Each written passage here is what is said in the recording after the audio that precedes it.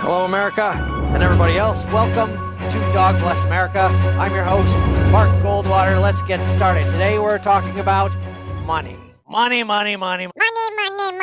Watch it, you got a little drool on the side of your mouth there. Now, when I say money, what do you think of?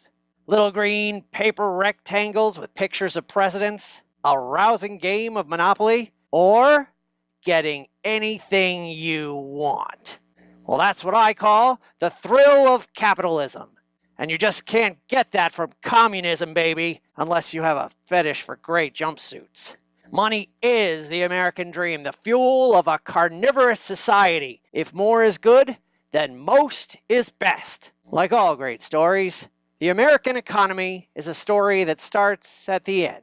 The hero is the guy on top. He has everything any human could ask for. A towering glass skyscraper and a super hot secretary named Kelly. How did he get there? That, my friends, is why he sold 1 million books about his life. But since most people don't read books anymore, I will tell you his story. It starts with a limited liability corporation and borrowing a lot of money from a lot of rich friends and relatives. He calls these people shareholders, even though very few of them are fans of the 70s pop singer named Cher. You see, our hero knows just what the common people want and or need. He has a mystic vision, probably sent from Jesus, that makes his destiny clear. I shall sell headset telephones that dispense beer, and the people will buy them. I have seen where these things will come from.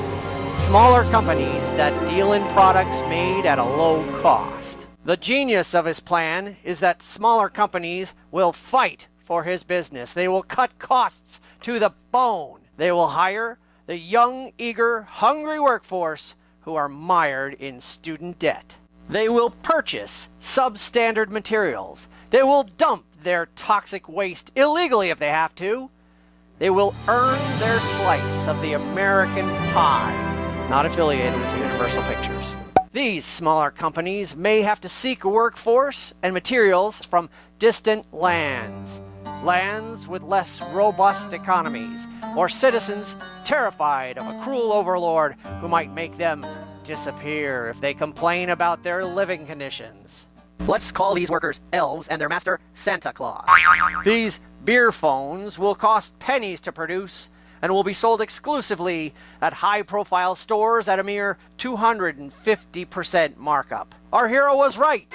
Consumers who can hardly afford the basic necessities come in droves to buy the beer phone because they've seen it on all their favorite TV shows. The masses are so happy to have this treasured thingamabob and will cherish it for the entire 3-month marketing cycle. And that's when the new thing comes out. The small business owner is happy because he's able to make payments on his McMansion and send his kids to private schools with all-you-can-eat macrobiotic lunches.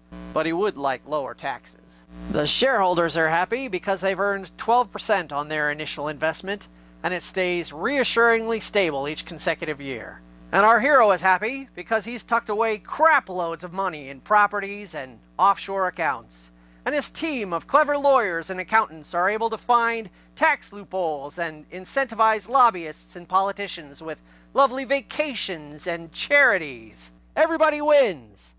Well, except for a few billion American families who can't afford health care because their boss at the small business had to cut their hours in order to avoid government-required benefits to full-time employees. But you know what?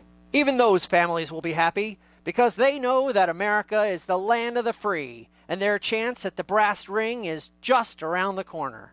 Maybe it's at the convenience store that's owned by that foreign guy and that sells lotto tickets and cheap pretzel dogs. And they all lived happily ever after, and some of them for just $7.25 an hour. I'd like to close today's broadcast with a little joke I heard on Capitol Hill. One house staffer says to another house staffer, "How do you know what's the minimum wage?" Then the second staffer says, "Whatever it costs to get the Mexicans outside of the 7-Eleven to landscape my yard." That joke usually kills at the VFW. Well, that's our show, America. Don't ever stop believing in miracles. Like someday our 45th president will become a real boy. Dreams do come true. Good night, and stay away from my pie.